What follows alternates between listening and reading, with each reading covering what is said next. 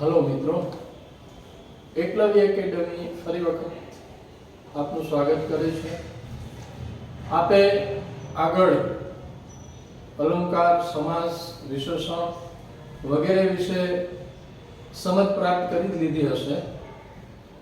મારા એવા જ પ્રયત્નો છે કે આપ સમક્ષ જ્યારે કોઈ નવો ટોપિક આવે ત્યારે આપણે જે સ્પર્ધાત્મક પરીક્ષાને અનુલક્ષીને એની એ સમજ મુજબ આપણે શીખવાનો પ્રયત્ન કરીએ છીએ.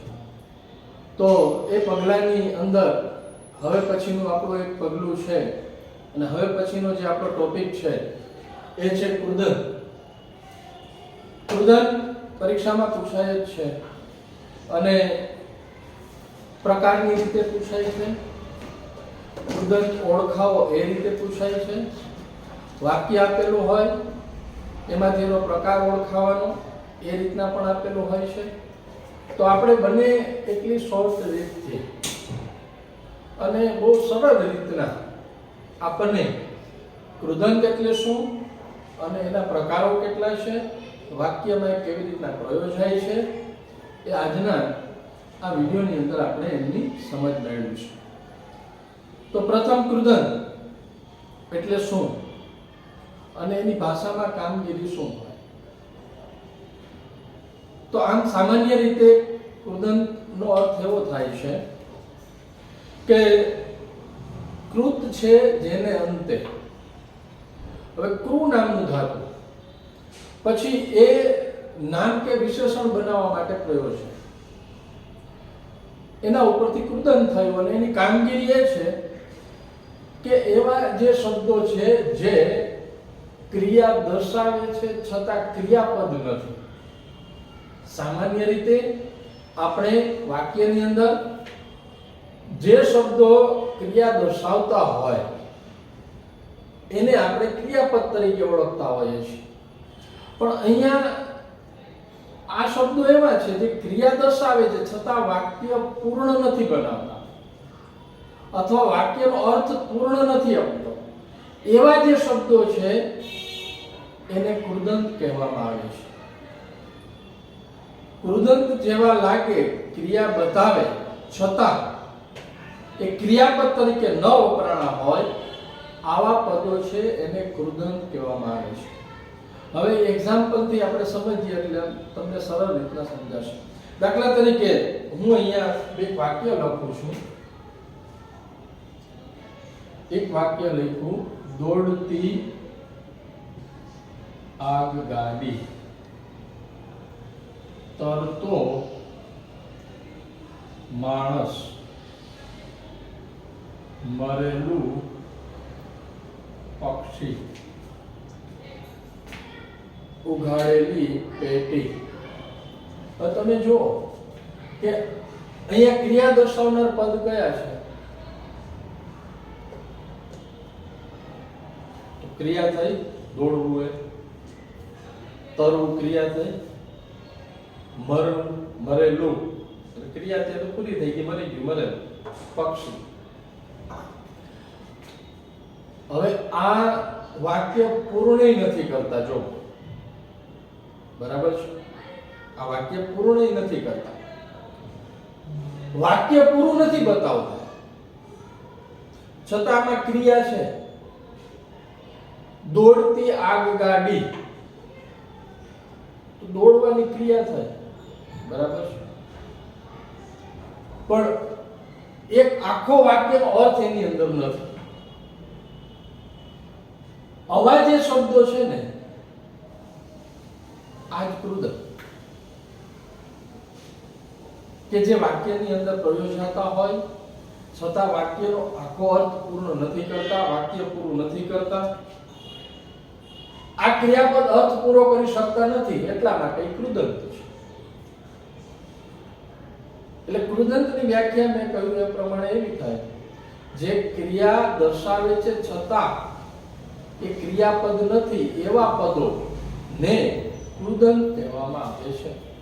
તો અહીંયા આ કૃદંત છે, મરેલો, તરતો કૃદંત છે, મરેલું પક્ષી, ઉઘાડેલી પેટી, આ બધા છે ને એ કૃદંતો છે. અને પછી એના પ્રત્યય ઉપરથી એના પ્રકાર પડશે. હવે 6 પ્રકારના કૃદંતના પ્રકાર છે 6. અને એ ખાલી તમે પ્રત્યય યાદ રાખી લેશો એટલે તમને એના પ્રકાર યાદ રહી જશે. હવે બીજી એક વિશેષતાની એ છે કે કૃદંત ની કોઈ નિશ્ચિત જગ્યા નથી વાક્ય.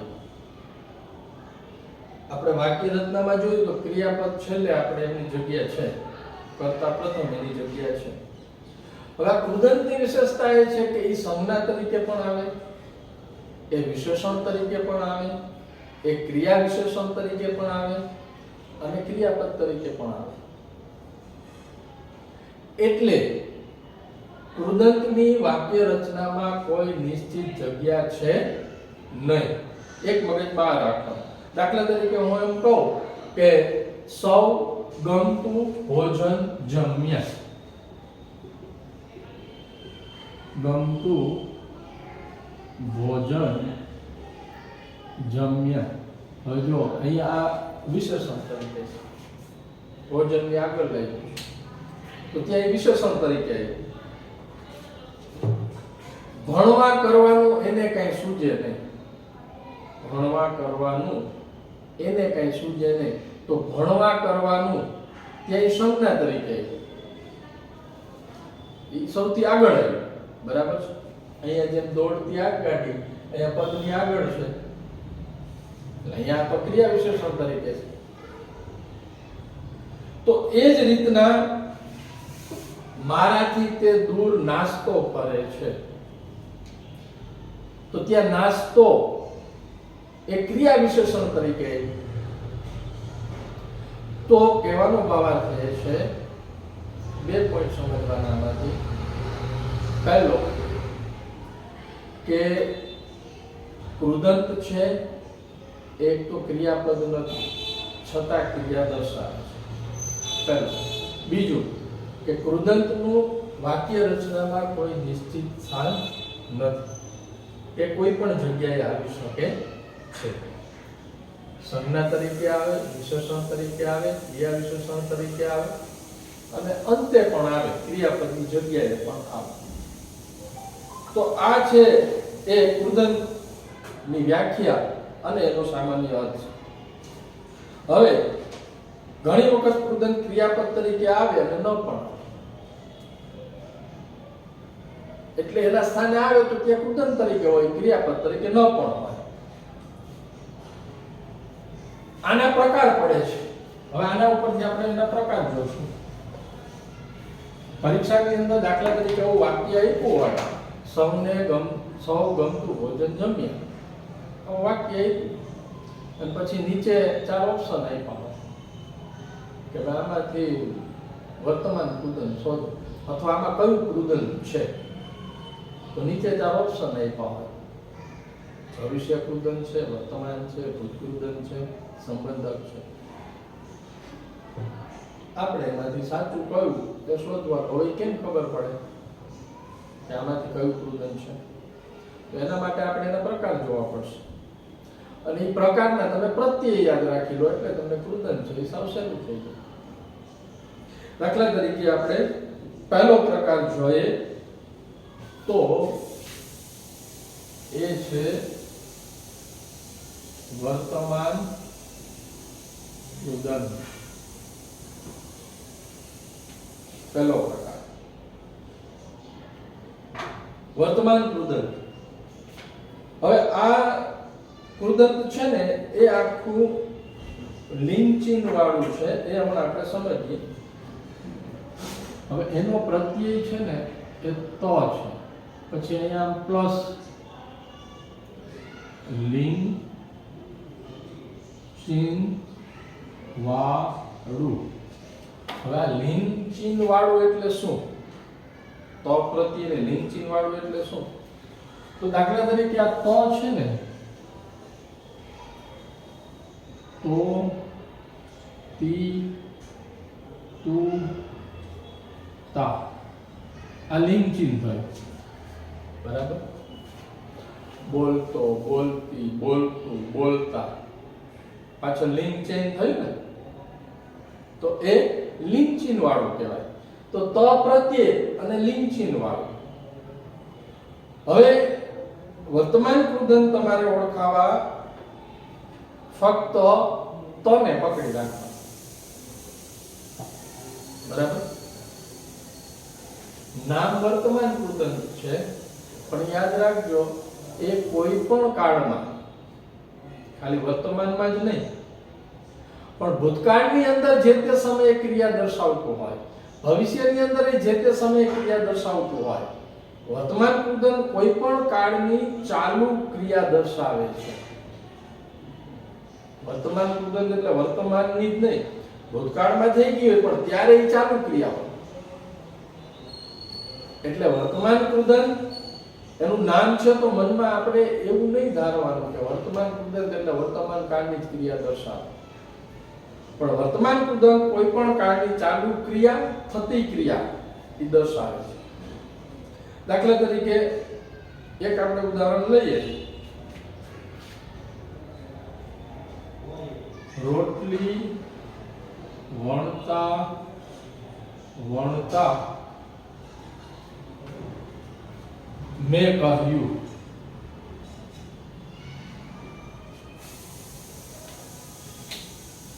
હવે આમાં શું થયું?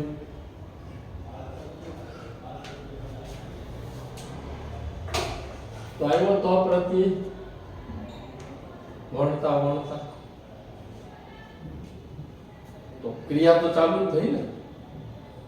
રોટલી વણતા વણતા મેં કહ્યું. તો જ્યારે વર્તમાનની ક્રિયા બતાવતા હશે ને ત્યારે સમજી લેજો તો પ્રત્યય જ હશે. વર્તમાનની ક્રિયામાં તો જ પ્રત્યય. નસીબ દોડતું રહે ને વટ પડતો રહે. દોડતું, વટ પડતો. તો દોડતું તો આવ્યું, બરાબર? એ વર્તમાન કૃદંત થયું. જ્યાં પાછળ તો લાગે સમજી લેવાનું. ફાગણમાં વૃક્ષો પરથી સૂરજને ખરતો જોઉં છું. ખરતો આવ્યું.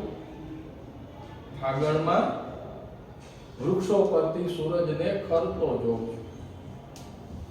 તો ખરતો વર્તમાન કૃદંત તો હોય ને, પછી તો તી તુતા લિંગ ચિહ્ન વાળું કીધું ને આપણે, તો સાવ સહેલું થઈ જાય. તમારે વાક્યમાં જોવાનું કે તો પ્રત્યય વાળું જે ક્રિયા દર્શાવે છે પદ છે, તો સમજી લેવાનું એ કૃદંત. આ રળિયામણી લાગતી જગ્યા પહેલા કેટલી સુંદર હતી. આ રળિયામણી લાગતી, એવું લાગતી પહેલા કેટલી સુંદર હતી. જો વાક્ય તો ભૂતકાળનું થઈ ગયું ને, હતી એવું છે, પણ ત્યારે તો એ રળિયામણી લાગતી હશે ને જે તે સમયે, ત્યારે તો એ વર્તમાન ચાલુ હશે ને. એટલે ફક્ત વર્તમાન જ નથી દર્શાવતું, યાદ રાખો. કોઈ પણ કાળની ચાલુ ક્રિયા, વાત ભૂતકાળની થઈ ગઈ પણ ત્યારે ક્રિયા ચાલુ હતી. એટલે વર્તમાન કૃદંત ફક્ત વર્તમાન જ કાળ દર્શાવે એમ નહીં, કોઈ પણ કાળની ચાલુ અથવા થતી ક્રિયા દર્શાવે. રસ ભરેલા પીળા બહુડા ચાખતા ચાખતા થયેલી એ વાત આજે મને ગમે છે. ચાખતા ચાખતા, તો એ ચાખવાની ક્રિયા થઈ વર્તમાન. તો ઇન શોર્ટ સમજવાનું શું છે,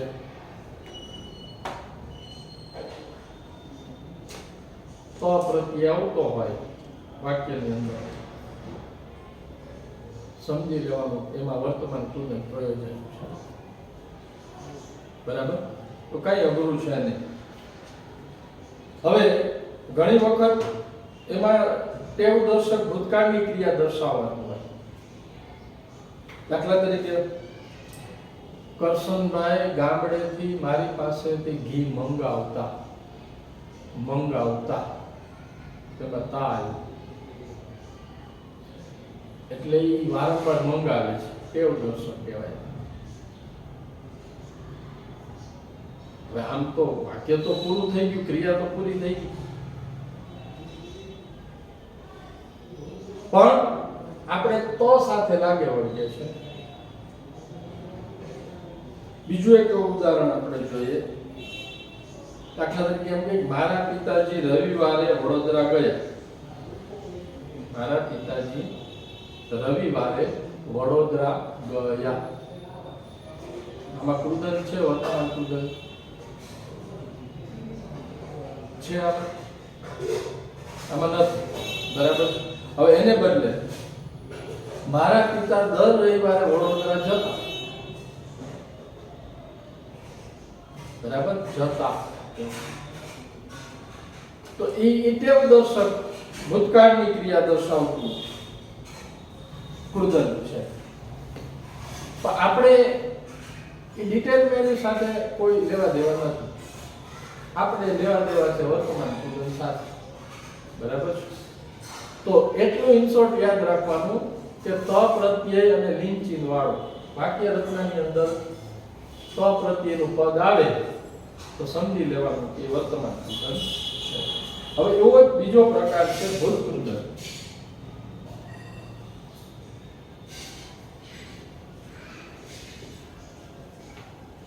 હવે આના બે પ્રકાર છે. એમાં આનો પ્રત્યય પેલો એક ય છે. હવે ય પ્રત્યય આ પણ લિંગ ચિહ્ન વાળું છે પ્લસ લિંગ ચિહ્ન. એટલે આની જેમ આ પણ બરાબર યો ઈ યુ યા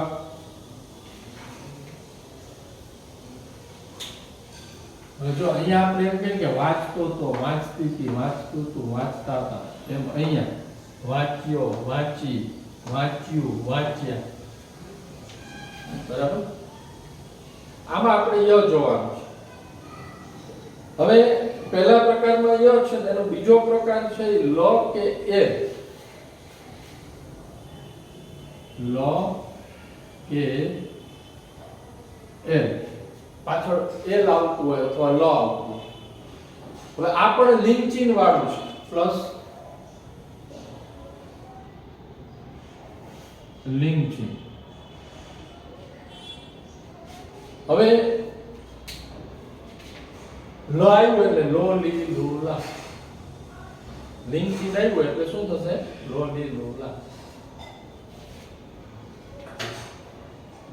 વાંચેલો વાંચેલી વાંચેલું વાંચેલા અને છેલ્લે એલ આવે. રહેલ આવેલ મળેલ. જો છેલ્લે ઉચ્ચાર કરો શું થશે? એલ. એલ નો ઉચ્ચાર થશે એ શબ્દનો. આ પણ ભૂતકાળની કોઈ પણ થયેલી ક્રિયા તો દર્શાવે છે, પણ ફક્ત ભૂતકાળની જ નહીં, કોઈ પણ કાળની ચાલુ ક્રિયા વર્તમાન કૃદંતની જેમ જ. હવે એમના દાખલા તરીકે આપણે ઉદાહરણ જોઈએ. આની અંદર જે બે પ્રકાર કીધા એમાં એક સાદું ભૂતકૃદંત છે અને બીજું પરોક્ષ ભૂતકૃદંત છે. હવે એ પહેલા આપણે આ જોઈએ, પછી એ બંને જોશું. ભૂતકૃદંતનો પ્રત્યય અ કે એલ. જો આનું ઉદાહરણ જોઈએ આપણે. ભણેલી સ્ત્રી સુખમાં ગમ્મત આપે છે. શું આવ્યું? લાયો ભણેલી. જો સ્ત્રી રસોડા સંબંધી કામમાં ગૂંથાયેલી હોય છે. શું આવ્યું? ગૂંથાયેલી. તો લ પ્રત્યય આવ્યો ગૂંથાયેલી. આ વૃક્ષો વિશાળ શતરંજ પર મુકાયેલા પ્યાદા જેવા છે. મુકાયેલા જો તો લાય મુકાયેલા, લોલી લોલા. આમાં શું જોવાનું છે આપણે? ય લ બે પ્રત્યય જોવાના છે ભૂતકૃદંતની અંદર. સ્વામીજીના સૂચનથી પ્રભાવિત થયેલા મને નિર્ણય કર્યો. થયેલા આવ્યું. સ્વામીજીના નિર્ણયથી પ્રભાવિત થયેલા. જો થયેલા તમે જો કે આ બધામાં વાત ભૂતકાળની જ હશે. બરાબર છે? પ્રભાવિત થઈ ગયું મન તો વાત ભૂતકાળની. મુકાયેલા એટલે વાત ભૂતકાળની થઈ ગઈ. મુકાયેલા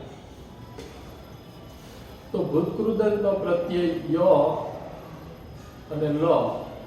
હવે એ બંનેની અંદર એના પેટા પ્રકાર પડે. દાખલા તરીકે સાદું ભૂતકૃદંત અને પરોક્ષ ભૂતકૃદંત એવા બે પ્રકાર એના પડે છે. તો સાદું ભૂતકૃદંત તો પ્રત્યય છે ને ય છે.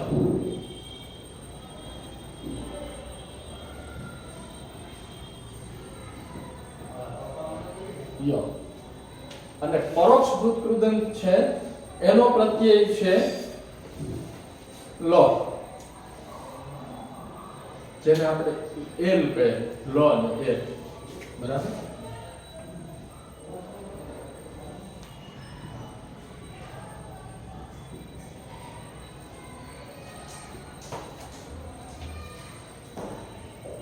હવે જો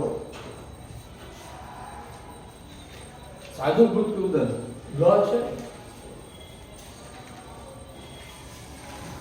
એનો પ્રત્યય ય તે બોલ્યો.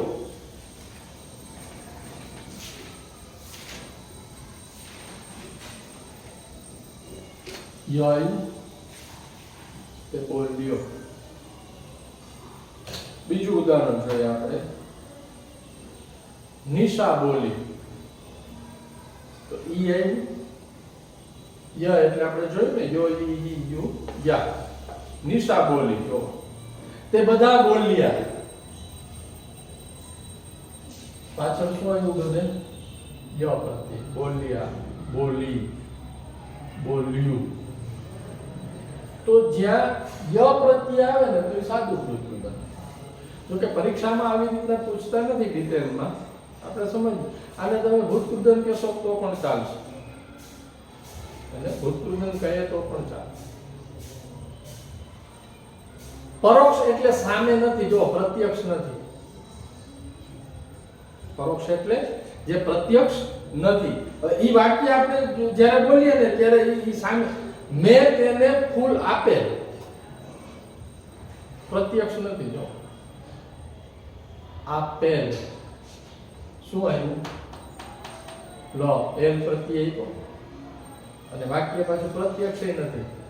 મેં તેને ફૂલ આપેલ એટલે ઈ પરોક્ષ કહેવામાં આવે છે.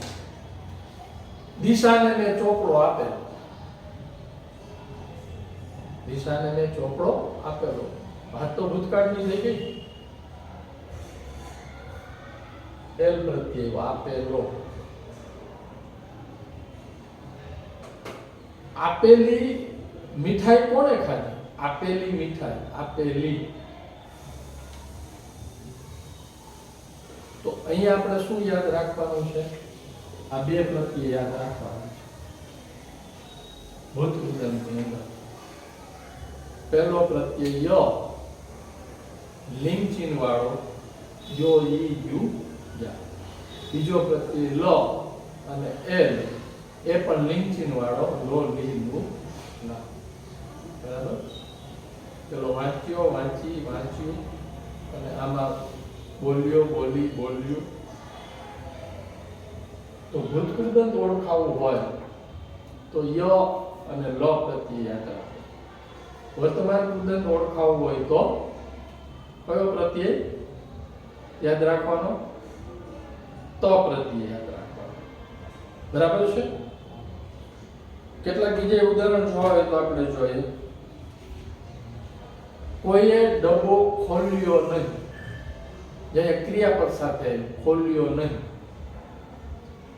ખોલ્યો ય એ ક્રિયાપદ સાથેનું ઉદાહરણ થયું. બોલ્યા વેણ તીર સમાન, જો એ વિશેષણ તરીકે બોલ્યા વેણ, વેણ ની આગળ લાગ્યું તો યા બોલ્યા વેણ તીર સમાન. અહીંયા એનો વિશેષણ તરીકે ઉપયોગ થયો છે. ક્યારેક ક્રિયા વિશેષણ તરીકે પણ આવે. હવે એકાદ બે રડિયા ખડિયા રહ્યા છે, રડિયા ખડિયા રહ્યા છે, અહીંયા એક ક્રિયા વિશેષણ તરીકે આવ્યું. તો આ રીતના ભૂતકૃદંતનો પ્રત્યય સાવ સહેલી રીત એ છે કે આપણે પ્રત્યય યાદ રાખીએ. ય અને લ અને એલ. ય હોય તો સાદું ભૂતકૃદંત અને લ કે એલ હોય તો પરોક્ષ ભૂતકૃદંત. આટલું યાદ રાખવાનું છે. ત્યાર પછીનો ત્રીજો પ્રકાર છે એ ભવિષ્ય કૃદંત.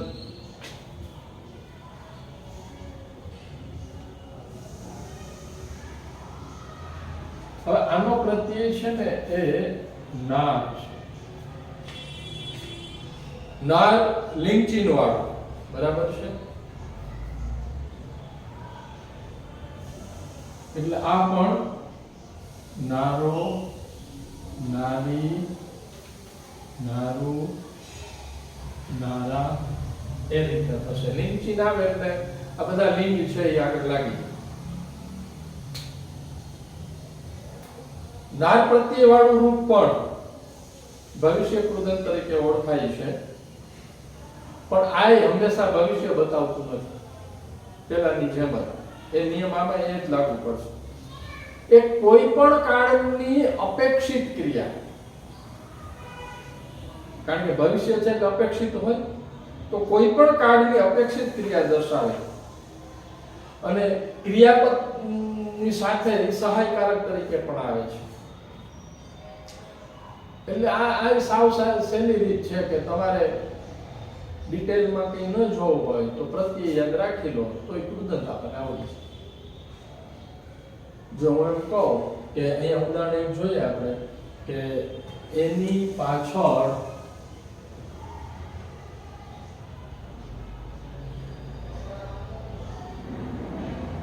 ખાનાર કોઈ નથી. શું આવ્યું?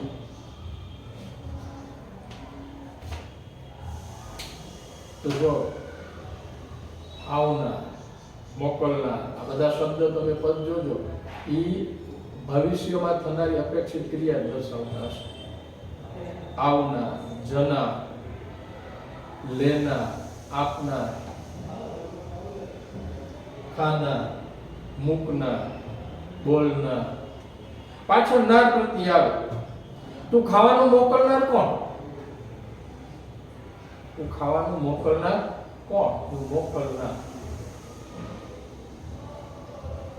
મોકલું તો નથી, ભવિષ્યની અપેક્ષિત ક્રિયા થઈ ને. ખાનાર કોઈ નથી તો ભવિષ્યની અપેક્ષિત ક્રિયા થઈ ને. ખાનાર છે એમ નથી કીધું, ખાનાર હતો એમ નથી કીધું. તો નાર પ્રત્યય આવે. ટાઈમ ટેબલ બનાવનારને દરેકને મારી સૂચના છે. ટાઈમ ટેબલ બનાવનાર તો ક્યાંય ના રહી. બરાબર? ઇન શોર્ટ બસ એટલું જ યાદ રાખવાનું છે કે પદની અંદર જો નાર પ્રત્યય વાળું પદ હોય તો આખો વિચીને આપણે સમજી જવાનું કે આ કૃદંત થયું છે ભવિષ્ય કૃદંત. ય અને લ વાળું હોય તો ભૂતકૃદંત, ત વાળું હોય તો વર્તમાન કૃદંત. પછી તમને સહાયકારક ક્રિયાપદ આવડે કે ન આવડે, ભવિષ્યની ક્રિયા કે વર્તમાનની ક્રિયામાં સમજ પડે કે ન પડે, શોર્ટકટમાં તમે આમ કૃદંત ઓળખાવી શકો. ક્યાં સ્થાન છે એની ખબર પડે કે ન પડે એ જરૂરી નથી. કે ભાઈ અહીંયા એવું કઈ પૂછતા નથી કે આમાં સંજ્ઞા તરીકે એવું છે, આમાં વિશેષણ તરીકે એવું છે, આમાં ક્રિયા વિશેષણ તરીકે એવું છે. તો એવું કંઈ ડિટેલમાં આવતું નથી. પણ કૃદંત સમજીએ છીએ ત્યારે એનું સ્થાન ક્યાં હોય એ આપણે સમજવું જરૂરી, અને એ શું શું દર્શાવે છે એ સમજવું જરૂરી. એટલે 3 કાર્ડ તો થઈ ગયા, ત્રણેય કાર્ડના પ્રત્યય યાદ રાખી લો. અને ત્યાર પછીનું હવેનું જે કૃદંત છે એ વિધ્યક કૃદંત અથવા એને સામાન્ય કૃદંત પણ કહે છે.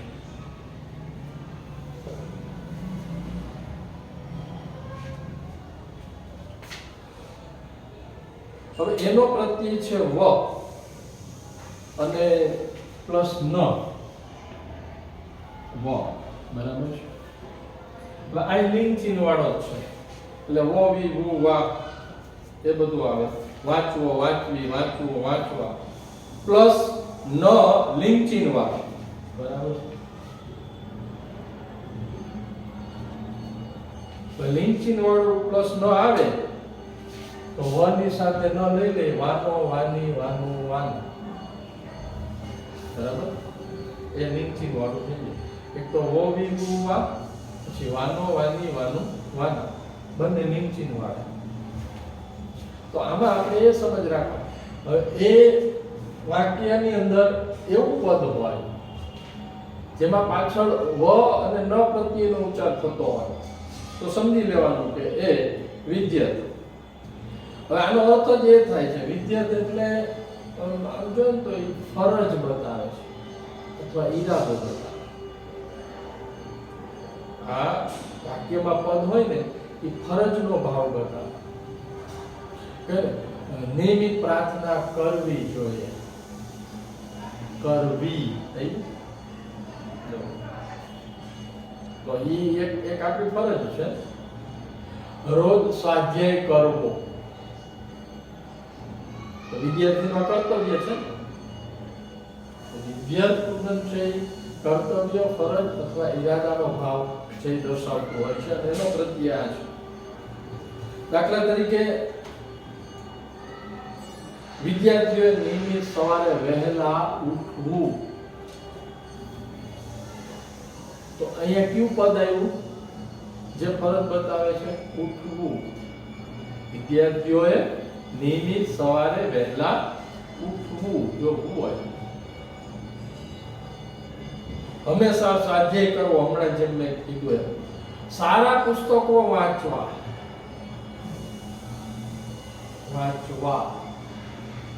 બરાબર. તો એમાં હોય ઉઠવું, વાંચવા, કરવું. પછી કઈ ને કે ભાઈ લખવું, વાંચવું એ કઈ કેળવણી નથી. લખવું, વાંચવું તો એ સંજ્ઞા તરીકે કહેવું છે. લખવું, વાંચવું એમાં એવો પ્રત્યય થયો છે લિંગ ચિહ્ન વાળો. આમાં શું સમજવાનું છે આપણે? વ પ્લસ ન પ્રત્યય. હવે જો ન પ્રત્યય વાળું વિધેય કૃદંત જ્યારે કર્મને અનુસરતું વપરાય ને ત્યારે ફરજ અથવા કર્તવ્યનો ભાવ દર્શાવે. વાક્યની અંદર રહેલા કર્મને ન પ્રત્યય વાળું રૂપ અનુસરે ને તો સમજી લેવાનું વાક્યની અંદર ફરજનો ભાવ છે. દાખલા તરીકે તમારે સમયસર ખોરાક લેવાનો છે, તમારે સમયસર દવા લેવાની છે. લેવાનો, લેવાની, દવા, ખોરાક, કર્મ, પછી કર્મને અનુસરે છે એ પણ લેવાનો, લેવાનો. તો સાજા થવું હોય તો લેવો પડે, સ્વસ્થ લેવું હોય તો એ જે છે એ ફરજ છે અથવા કર્તવ્ય છે. સમયસર જો તમે દવા ન લો, એ કર્તવ્ય તમે ન નિભાવો તો પછી એનું રિઝલ્ટ ન મળે. તો ત્યાં આ ન પ્રત્યય વાળું રૂપ છે એ જ્યારે કર્મને અનુસરે ત્યારે કર્તવ્યનો ભાવ છે એ દર્શાવતો હોય છે. તમારે રોજ સવારે પાણી પીવાનું, તમારે રોજ સવારે પાણી પીવાનું. ડોક્ટર એની ફરજ બતાવે ને આવું કરવાનું, તો એ તમારી ફરજ છે. વિદ્યાર્થીઓને આટલું આટલું કરવું એ વિદ્યાર્થીની ફરજ.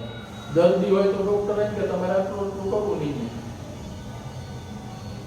તો ત્યાં આ પ્રત્યય જ વપરાશે, ન પ્રત્યય વ પ્લસ નો. તમારે રોજ સવારે ફરવા જવાનું, તમારે રોજ સવારે કસરત કરવાની. જો વાનું હોય વાની વાનું હોય,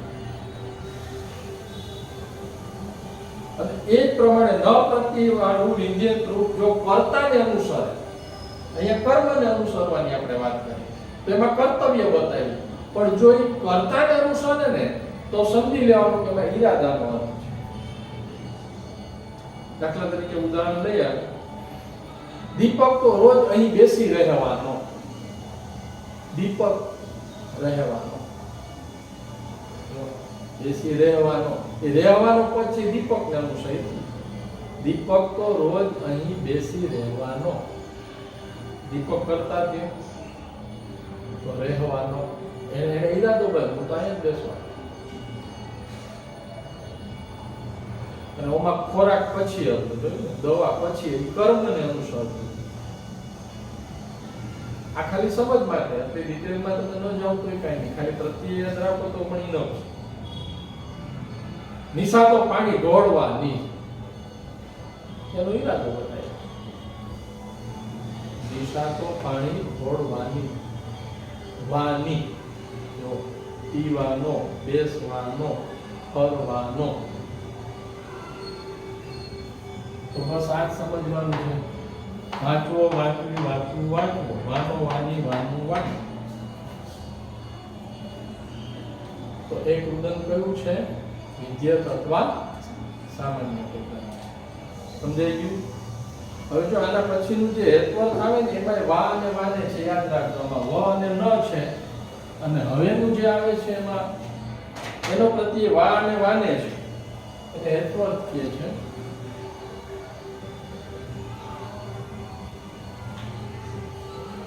વા અને વાને, એમાં વ અને ન હતો, એટલું યાદ રાખવાનું છે. અને આ કૃદંત છે ને હેતુ કે ઉદ્દેશ બતાવે છે. પહેલું છે ફરજ અને ઈરાદો બતાવતું, અને આ હેતુ કે ઉદ્દેશ દર્શાવે છે. વિદ્યાર્થીઓ રમતો રમવા, વિદ્યાર્થીઓ રમતો રમવા મેદાનમાં જાય છે. હેતુ થયો ને રમવા. મેદાનમાં શું કામ જાય? એની પાછળનો ઉદ્દેશ છે ને, હેતુ છે રમવા. તો જો વા આવ્યું, વ નથી, વા છે. શા ઉદ્દેશથી જાય છે? રમત રમવા. તો આ કૃદંત છે એ આપણને ઉદ્દેશ અથવા હેતુ દર્શાવે છે. ગરીબો પાસે ખાવા અન્ન નથી, ખાવા. રહેવા ઘર નથી, જો રહેવા. પહેરવા કપડા નથી, પહેરવા. ખાવા, રહેવા, પહેરવા. અન્નનો ઉદ્દેશ શું? ખાવાનું. ઘરનો ઉદ્દેશ શું? રહેવા. કપડાનો ઉદ્દેશ શું? પહેરવા.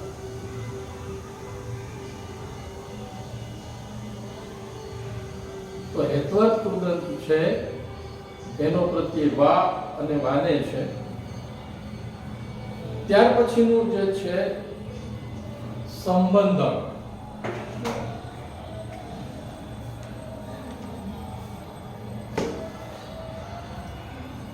સંબંધક ભૂતકૃદંત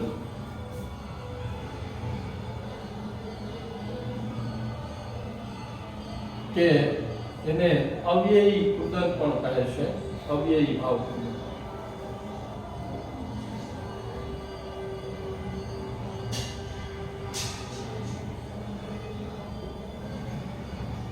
હવે આનો પ્રત્યય ઈ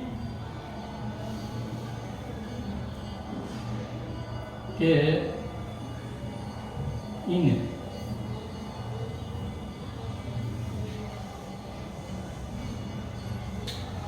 આ બંને કૃદંત છે એ અવ્યય કે ક્રિયા વિશેષણ તરીકે વપરાય છે. આ પણ ભૂતકાળ, ભવિષ્યકાળ કે વર્તમાન કાળમાં થયેલી, થતી કે થનાર ક્રિયાની પહેલા એક ક્રિયા થઈ ગઈ હોય અને પછી બીજી ક્રિયા એના પરિણામ સ્વરૂપ આવતી હોય એને જોડતું આ કૃદંત છે. હમણાં આપણે ઉદાહરણ જોશું એટલે તમને ખબર પડી જશે.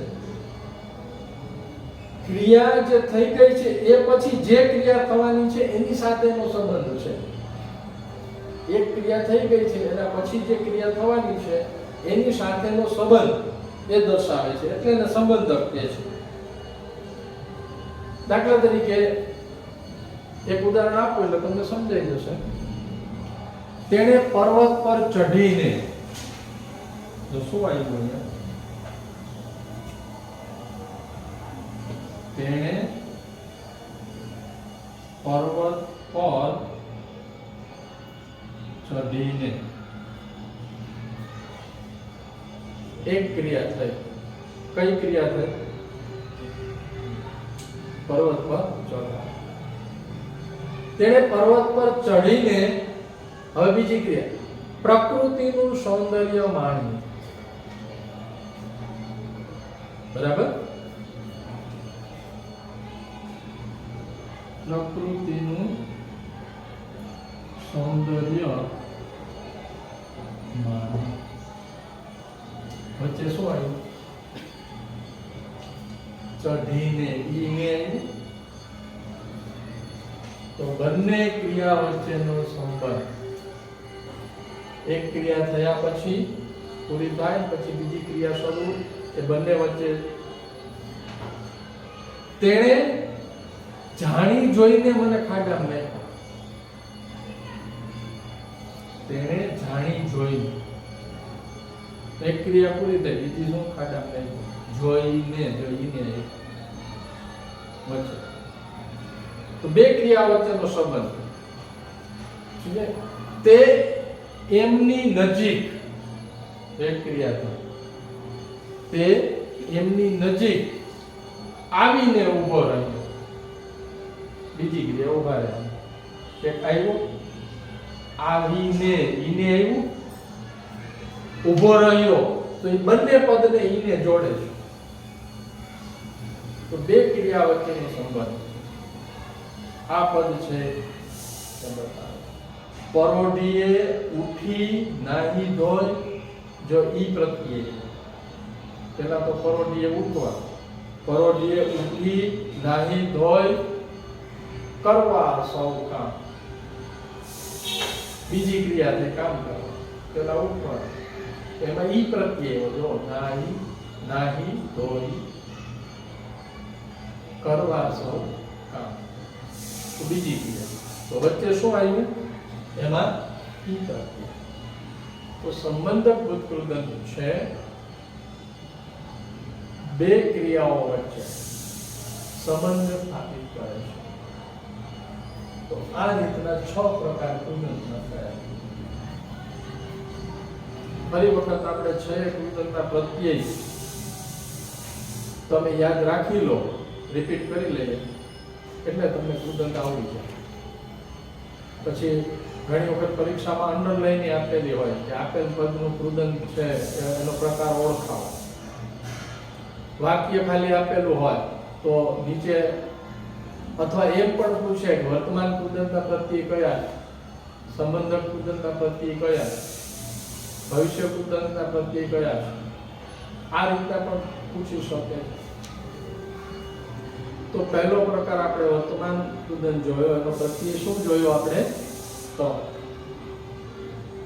અને બધામાં સેમ લાગુ પડે કે વર્તમાન કૃદંત એટલે વર્તમાનની જ ક્રિયા દર્શાવતું નથી, જે તે કાળમાં થયેલી ક્રિયા અથવા થવાની ક્રિયા દર્શાવે છે. એવું ભૂત કૃદંતમાં લાગુ પડે અને એવું ભવિષ્ય કૃદંતની અંદર લાગુ પડે. અને બીજી બાબત પહેલા જે કીધી કે કૃદંત છે એ વાક્યમાં કોઈ પણ જગ્યાએ આવી શકે છે. એ સંજ્ઞા તરીકે આવે, વિશેષણ તરીકે આવે, ક્રિયા વિશેષણ તરીકે આવે, ક્રિયાપદની જગ્યાએ પણ આવે છે. કૃદંત છે એ ક્રિયા રૂપો નથી, બરાબર છે, ક્રિયાપદ નથી. ક્રિયા દર્શાવનારા એવા કે જે પૂર્ણ વાક્યનો અર્થ દર્શાવતા નથી, એટલા માટે એને આપણે કૃદંત કર્યા છે. આ પુનરાવર્તન આપણે કરીએ છીએ બધા. પહેલો પ્રકાર વર્તમાન કૃદંત એનો ત પ્રત્યય તો તી તુતા.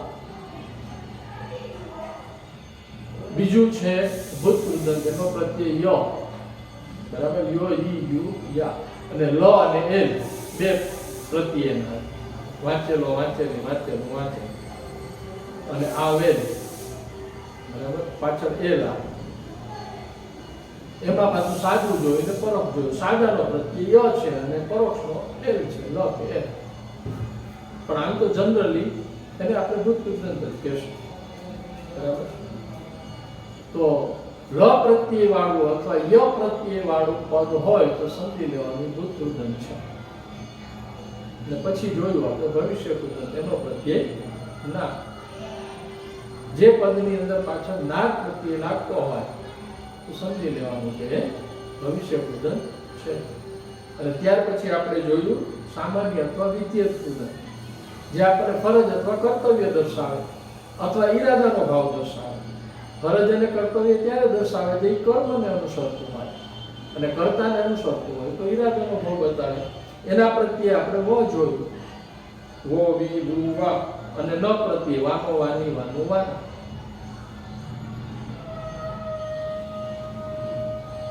અને હેત્વ એમાં પણ વ છે પણ એમાં વા છે, યાદ રાખો, અને વાને છે. એમાં વાનું વાની હતું, આમાં ખાલી વાને જ છે, અને વા પ્રત્યય છે હેત્વની અંદર. પેલો ફરજ ને કર્તવ્ય દર્શાવતું હતું, અને આ દર્શાવે છે આપણને હેતુ અથવા ઉદ્દેશ્ય. પદની અંદર ઈ પદ છે ને આપણને હેતુ દર્શાવતો હશે અથવા આપણો ઉદ્દેશ દર્શાવતો હશે. અને છેલ્લું આપણે જોયું અવ્યયી ભાવમાં સંબંધક ભૂત કૃદંત. એ અવ્યયી એટલા માટે કે ને છે, ને અવ્યયી કે છે, બરાબર. જે સંયોજકો છે ને અવ્યયી પણ છે, અથવા તો ના સંયોજકોને અવ્યયી ન કહેવાય, પણ અવ્યય છે ને એ વાક્યમાં આવે ને તો બીજા બધા પદો કદાચ ચેન્જ થઈ શકે પણ અવ્યયી ન થાય એને કહેવાય. જોકે એની સાથે આપણે મતલબ નથી, પણ આપણે પ્રત્યય યાદ રાખીએ ઈ કે ઈ. એક ક્રિયા થઈ ગઈ છે અને એનું પરિણામ અથવા બીજી ક્રિયા અને બંનેને વચ્ચે જોડે છે એ પ્રત્યય છે, એ સંબંધભૂત કૃદંત છે, સંબંધભૂત કૃદંત છે. તો આ રીતના કૃદંતના આપણે 6 પ્રકાર જોયા. સમજાઈ ગયા બધા? બરાબર. તો વિદ્યાર્થી મિત્રો, મને આશા છે કે તમે આનું વ્યવસ્થિત રિવિઝન કરશો તો કૃદંતના ફક્ત પ્રત્યય યાદ રાખશો તો કૃદંત છે એ તમને સમજાઈ જશે. અસ્તુ. નમસ્કાર.